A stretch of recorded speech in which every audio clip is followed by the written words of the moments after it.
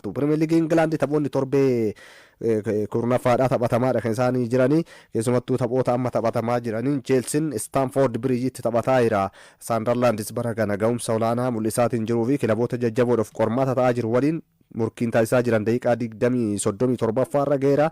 Alejandro Garnachoon dhiifama kubbaa Pedro Neton akkaan isaaf minjeesseef daqiiqaa arfaffaa irratti miila goolii eegaa Sunderland gidduu baaseeti kan goolii kanaan ittiin galchee Chelsea dursaa ture. Sanaan booda garuu daqiiqaa 22 irratti Sunderland osoo jennu bara kana kilaboota gurguddoo yookaan maallaqa warra baasan keessaa isa tokkodha. Maallaqa kilaboota akka Liverpool, Arsenal fa'aatti aanee maallaqa Premier League England, Manchester United fa'aatti aanee kilabni maallaqa bara kana baase Sunderland akkuma Championship irraa gara Premier Leaguetti guddateen Saldor goolii daqiiqaa 22 irratti galcheen ittiin wal qixxaatanii amma daqiiqaa 40 irra geera. Taphni kun tarii Chelsea torbee darbee injifannoowwan walitti aansee galmeessatiin ture itti fufsuudhaaf morkiin kun tarii isaaniif murteessan. Ilmaa morkii waancaa keessatti illee carraa qabu dargaggoota darbaadamee gadda Champions League Awurooppaatiin ammoo goolii 5 Ajax irratti galchanii injifatuu isaanii yaadatama. Gareen kun taphattoota dargaggoota filannoo baay'ee kan inni of keessaa qabu. Chelsea gareen Enzo Maresca Gadaay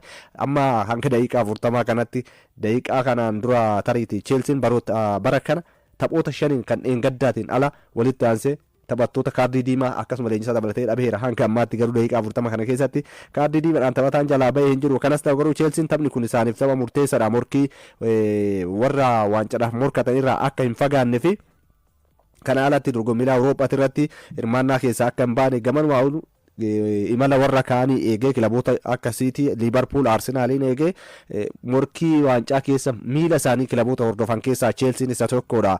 Amma daqiiqaa 40 irratti garuu durfaa ture. Daqiiqaa 41 irratti ittiin goolii tokko qixa irratti kan isaan argaman Newcastle United goolii 1-0dhaan Fulham dursaa jira. Daqiiqaa 41 irratti taphni kun kan inni jiru Newcastleif ammoo Jacob Murphyidha goolii kan ittiin dursan kan galche. Gareen kun keessumattuu sarara fuulduraa irratti taphattoota filannoo sarara fuulduraa kan akka Isaac ni dhaba jedhamullee Nick Boltmead bara kana Newcastleitti erga dabalame goolii galchuu itti fufeera. Tapha kana har'a garuu goolii hin galchine Newcastle Edha jalatti ciminatti deebi'uudhaaf gamanuma akka akeekatiin jiru kan namatti agarsiisudha. Liigichi itti fufuudhaan taphoonni sa'aatii 4 fi sa'aatii 1tti taphoonni lama ni taphatamu. Galgala har'aa kan biraa boru morkiiwwan jajjaboon ni eegamu. Taphoota halkan sa'aatii 4 eegalanii taphataman kan Liverpool Champions Liigichaatiin yoon eegalu keessumattuu gareen Arne Slootiin durfamu bara dorgommii akkuma jalqabeen dorgommii hundumaan gara taphoota 7 osoo hin mootamin imalaatiin ture. Liigichaan taphoota 5 walitti aansee injifatee liigicha dursaadha ture. Ergasii garuu Premier League Englandiin taphoota 3 walitti aansee mo'atame. Kan Champions League Awurooppaa Galatasaray waliin taphoota 4 mo'ame. Liverpool isa keessaa dheengadda gara jaarmadhi malee keessumattuu miirri mo'atamuudhaan Liverpool irraa ka'eera jechuun ni danda'ama. Goolii 5 galchee injifateera. Eintracht Frankfurt irratti tooftaa taphaa hunduma kan ittiin jijjiirse Liverpool. Morkii kanaan har'a galgala garuu gara istaadiyeemii Community imaluudhaan kan inni Brentford waliin taphatu.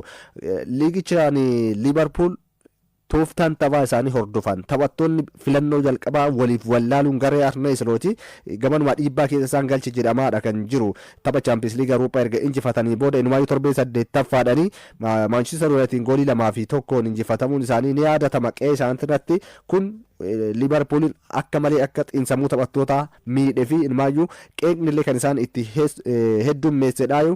Kanas ta'u garuu Liverpool amma tapha dheengaddaa sanaanii gara ga'umsa isaatti deebi'aa amma tokko tarii tooftaa taphaatillee kan ittiin jijjiiran gareen kun ijaaramuun akka isaan hafu kan irratti agarsiisanidha. Olaantummaa Brentford irratti qabu kana garuu har'a itti fufsiisuudhaaf gamanuma filannoowwan jalqabaa keessaa isaa kan dheengaddaa miidhama salphaa keessummeessee dirreedhaa bahee tariiti. Liverpool isa dheengaddaa san tooftaa taphaa san hojiirra oolchaa kan jedhuu fi taphattoonni akka Mohamed Salahadha ammoo teessoo jijjiiratirraa tapha kana eegaluu kan jedhus tapha biraa kan eegamu. Taphoota 5 darbaniin goolii 8 itti galeera Liverpool. Taphoota dorgommii hundumaa taphoota 5 darbaniin goolii 8 itti gale. Sararri ittisaa rakkoo akka qabu. Walumatti immoo taphoota 8 darbaniin hundumaan goolii keessummeesseera Liverpool. Kun sararri ittisaa Liverpool hangam qabu akka qabu kan namatti agarsiisudha.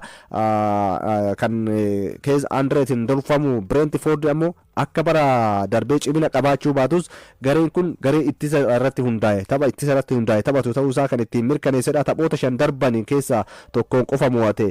Inni West Ham ga'umsa gadi aanaa irratti irratti argamu injifate gareen Brentford taphoota 5 darban hundumaan ammoo Liverpool mo'ameera. Liverpool harka dhibba kilaboota goolii irratti galchuun beekaman keessa taphoota 8 darban hundumaan Liverpool garee kanatti goolii 2 sanaa ol irratti galcheera. Brentford irratti harka dhibba riikoordiidhaan kilaboota goolii baay'ee taphoota walitti aansee Liverpool irratti galche keessaa sadarkaa lammaffaa irratti argama. Queen's Park Rangersiin taphoota 14 walitti aansee kilaba Liverpool goolii baay'ee irratti galcheera walitti aansee. Brentford ammoo sadarkaa lammaffaa irratti argama. Riikoordii kana har'a galgala sa'aatii 4 eegaluudhaan itti fufsiisuudhaaf kan isaan waliin taphatanii tapha Liverpool fi Brentford har'aa kana murteessee sirrii fi akkasuma immoo ciminni Arne Slot taphattootaa fi tooftaa taphaa isaa irratti fudhatanis gabanumaa ni eegama jedhameera. Akkuma jalqaba kaasuuf yaadee taphoota kan Champions League Awurooppaa Eintracht Frankfurt yeroo injifatan Liverpool tooftaa taphaa isaanii ni jijjiire. Taphattoota filannoo jalqabaatis jijjiireera. Afur lama tooftaa taphaa Alexander Isak fi Hugo Ekitike akkasuma immoo sarara gidduu irratti ilmaayuu qarqaraatti baasee Florian Wirtz akka taphatuuf gargaareera. Wirtz tapha isaaniillee kubbaa jalqabaatiin injeessee Liverpooliif taphattoota Liverpooliif goolii galchan kan inni kenne dorgommii qabxiitiin bara kana taphattoota kubbaa baay'ee carraa uuman garuu mijeessuuf yookaan goolii galchuuf rakkatan keessaa taphataan kun isa tokkodha. Tooftaan dheengadda Arne Slot 4-4-2 hordofan isaaf akka mijate gabanumaa kaasamaatiin ture. Taphattoota akka Milos Kerkez teessoo jijjiiratirra akkasuma Muhammad Salah teessoo jijjiirra taasisaniiru. Har'a garuu tapha kanaan tariiti Muhammad Salah jalqabarraa akka seenuudha kan eegamu. Sababni isaa Alexander Isak dheengadda qindoominni inni Hugo Ekitike waliin mul'isaatiin ture fooyya'edha kan inni qabu. Ta'us garuu miidhama salphaa keessummeessee boqonnaa booda jijjiirame dirreedha kan inni bahe. Har'a filannoo jalqabaatiin dirree seenuu akka hin dandeenye kan inni eegamu miidhama salphaa sana wal qabate. Arne Slot Isak miira gaarii itti dhagamaa hin jiru jedheera garuu baay'ee wanta nama sodaachisuu miti miirri yookaan immoo haalli inni yeroo ammaa irratti argamu tapha kanaan garuu daqiiqaan yeroon taphaa hamma gahutti ni eegna jedheera. Kana alatti rakkoon Liverpool ta'a jedhamee kan inni eegamu har'a Jeremy Frimpong miidhamee dirree dhabeera. Tapha kanaan guutummaatti akka hin taphanne Arne Slot mirkaneesseera.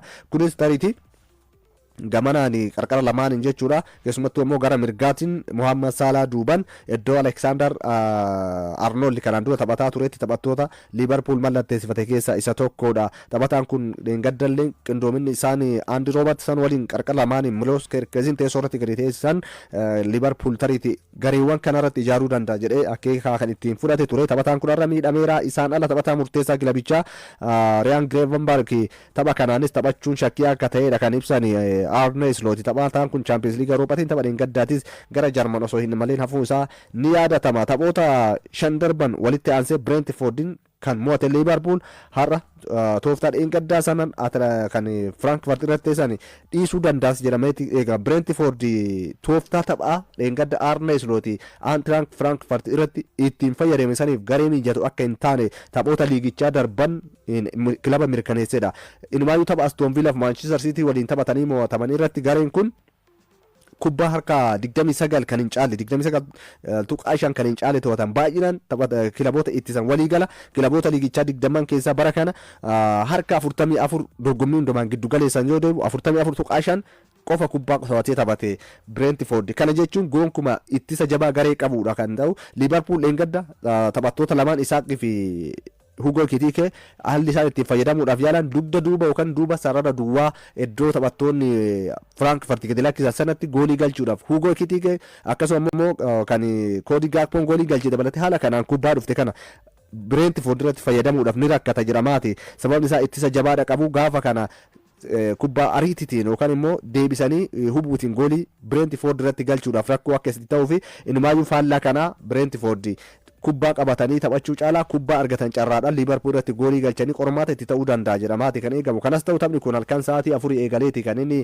taphatamuu sa'aatii 1:30 eegaluudhaan Manchester United injifannoo sadaffaa walitti aansee galmeessuudhaaf liigichaanii Brighton waliin kan inni taphatu kun qormaata jabaa Ruben Amorim jedhamee eegama. Liverpoolin injifataniiru. Sunderlandis taphoota walitti aansee taphoota lama Manchester United injifatan keessaa isaan tokkodha.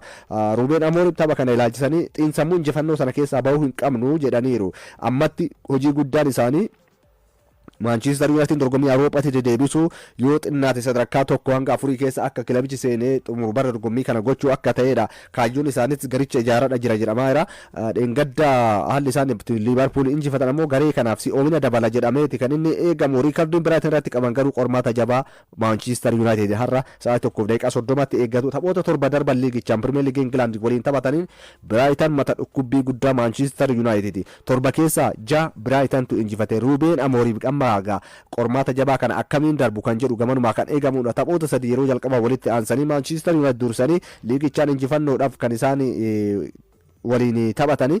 Kanas ta'u garuu ammas xiinsammuu sana keessa akka hin baane yeroodhaan garicha ijaaraa jirra jedhanii tapha kana ilaalchisee Ruben Amorim ta'iitii taphattoonni Manchester United gadi lakkisanii gara kilaboota biroo keessatti imalaatiin yookaan taphataatiin jiran ga'umsa olaanaa irratti mul'ataadha kan isaan jiranii. Garnaachoo har'a goolii galche dabalatee jechuudha. Marcus Rashford, Anthony akkasuma immoo Rasmus Hojlund Napoli keessatti waa'ee kanas gaafatamee Ruben Amorim dhimmi kun rakkoo keenya gidduun jiru dhuunfaadhaan taphattoota kanneen waliin rakkoo tokkoyyuu hin qabu garas deemanii milkaa'uu isaaniitiif nan gammadaa akka gareetti jiruu kanaan dura Manchester United keessa turan gaafa jijjiiramanii seenan qabxii nu fayyadu nu argamsiisaa turanii ga'umsatti jedhuu isaaniitiif isaan gammada jedheera. Kanas ta'u garuu har'a injifatamanii sadarkaa kurnaffaa keessaa gara gadiitti akka hin buuneedhaaf morkii isaan waliin taasisan ni eegama. Sa'aatii 1:30 eegalee boru Premier League England kanaan torbeessaa Glaffaadhaan Arsenal darbii Londoniin Crystal Palace waliin taphata. Osoo jennu walitti aansee darbii London taphataa jira. Arsenal Fulham West Ham jedhee darbiiwwan London kanneen ammoo injifannoodhaan goolabaadha kan jiru. Zaggaan Arsiisar ittisaa isaanii bara kana kilaboota sadarkaa Awurooppaatti gita hin qabne ta'uu isaanii kan isaan ittiin akeekanidha. Gimbii jabaa cabsuu hin danda'amne Atletico Madrid irratti Champions League Awurooppaatiin mirkaneessaniiru. Fulham irratti garee darbii Londoniin yeroo garagaraatti bara darbees qabxii Arsenaal keessumattuu imala shaampiyoonummaa keessaa akka bahuuf warra taasisan keessa kilaboota kanneen injifateera. West Hamis injifatee morkii kanaan darbii London sadaffaadhaan kan isaan walitti dhufanii. Crystal Palace jalqabbiin isaanii kilaboota gaarii ta'an keessaa tokkodha. Kilaboota akka Liverpool kan injifate Crystal Palace ture bara kana. Haa ta'utu taphoota sadeen darban walitti aansee injifachuu hin dandeenye. Gareen kun har'a hoo kan jedhu gamanumaa kan eegamudha. Borhoo jechuuti tariiti yaaddoo guddaan amma Crystal Palace taphoota sadeen walitti aansanii injifatamuu dhabu sararri ittisaa ciminni gareen Mikel Arteta sara fuulduraa irratti qabu. Victor Gyökeres goolii galchuutti deebi'eera. Dheengadda Atletico Madrid irratti goolii 2 galcheera. Champions League Awurooppaatiin taphattoonni akka Emerick Eze, Bukayo Saka taphattoonni kunneen cimina garee Mikel Artetaatii fi dabalaniiru. Bara kana cimina kanaan alatti garichi taphoota 8 Premier League Englandiin goolii 3 qofni itti galuun isaanii hangam garee Mikel Arteta harka tuqaa duwwaa 8 qofa goolii keessummeessaa akka jirudha. Hanga gooliin itti gala jedhame 4 tuqaa 8 ol keessaa Arsenal gooliin inni itti galaatiin jiru gadi bu'aa ta'uusaa kan namatti agarsiisu. Kun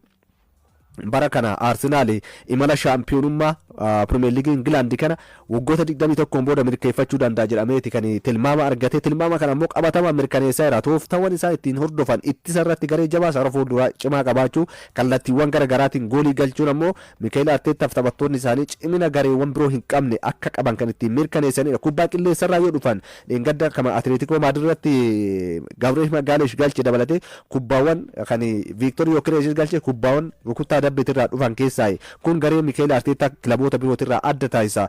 Goolii 8 yookaan immoo taphoota 8 darbaniin kubbaawwan dhiifama qilleensarraatti dhufan haala kanaan galchaniiru. Set piece keessumattuu rukuttaa rogaatirraa immoo Arsenal kubbaa argate jechuun akka peenaalitii argatee itti kan ittiin lakkaa'amu. Bara kan morkattoonni isaanii kan ittiin dadhaban itti yaalamu irrattis Arsenal immoo bara kan kilaboota jiran keessaa kubbaa xinnaan garee itti yaalamedha.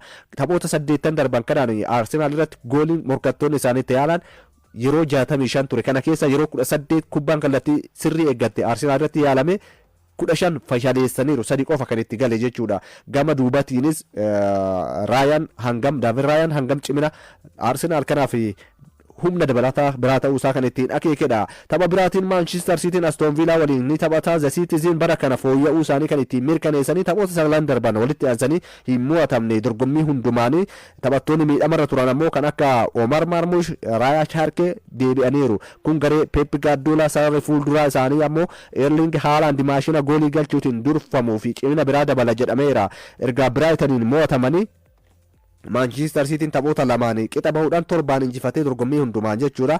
Ga'umsatti deebi'aa jira. Erling Haaland Premier League England taphoota 8 goolii 11 galcheera. Taphoota 12 ammoo dorgommii hundumaa Manchester Cityidhaaf walitti aansee hundumarratti goolii galcheera. Biyyaaf kilaba isaati goolii 24 bara dorgommii kana galcheera. Taphataa sarara fuulduraa lammii Norway kun kilaboota taphattoota sarara fuulduratti yeroo ammaa isaa waliin morkatan Erling Haaland fi Kylian Mbappe akkasuma immoo Harry Kane waliin taphattoota sarara fuulduraa yeroo ammaa kana addunyaa irratti goolii galchuuf salphatuuf keessaa tokko ta'uu isaa itti mirkaneessedha. Boru Aston Villa bara kana immoo ga'umsa gadi aanaa mul'isaatiin jiru waliin morkiin taasisan kan inni eegamudha. Keessumattuu Aston Villaan jalqabbiin bara darbee bara kana irra deebi'uun rakkateera. Garichi tariitiin dheengadda injifannootti deebi'uun isaanii miira injifannoo kana Manchester City irratti ni dabaluu kan jedhu gamanuma kan eegamudha. Taphoota birootiin Bournemouth Nottingham Forest waliin Nottingham Forest osoo jennu erga leenjisaa keessumattuu Ange Postecoglou guyyoota 39 kilabicha dursee injifannoo tokkollee galmeessuu dadhabe geggeessee Sandhage jalatti gadda liiga Awurooppaatiin Porto imala taphoota 10 walitti aansee injifate